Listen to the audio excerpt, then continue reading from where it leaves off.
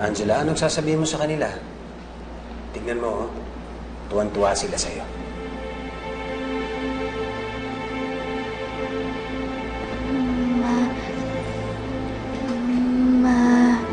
Maraming salamat po.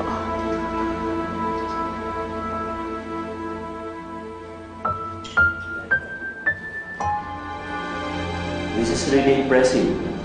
We can hear her stuttering. But just the same, naturuan mo siya kung paano magsalita. Congratulations. Thank you.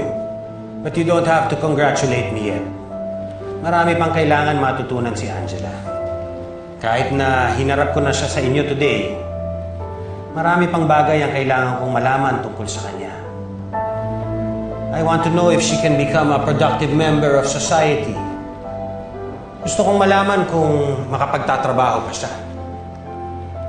At pinaka-importante ay kung paano siya makikisama sa mga tao sa bagong environment niya. Ano ba ang talagang nangyari sa kanya? And she ended up as a feral child. May pag-asa pa bang makita ang pamilya niya?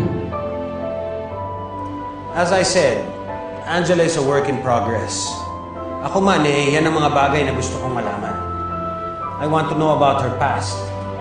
Gusto kong malaman kung ano ba ang nangyari sa kanya nung araw at nagkaganyan siya. Importante din sa akin na mahanap ang pamilya niya.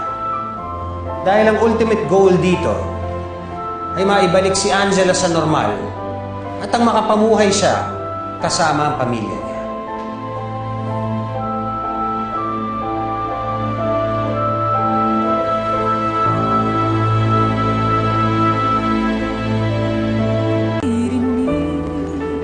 Well done, Francis. Thank you. Angela. Congratulations, Angela. Thank you. Salamat. Gusto mo bang lumabas muna? Baka kasi naiilang ka dito, maraming tao. Sabi ni Doc, dito lang daw ako. Angela, very good ka ha. Hindi mo ako pinahiya. Dahil dyan may reward ka sa akin. Reward po? Oo. Ganun pa din ang sistema natin.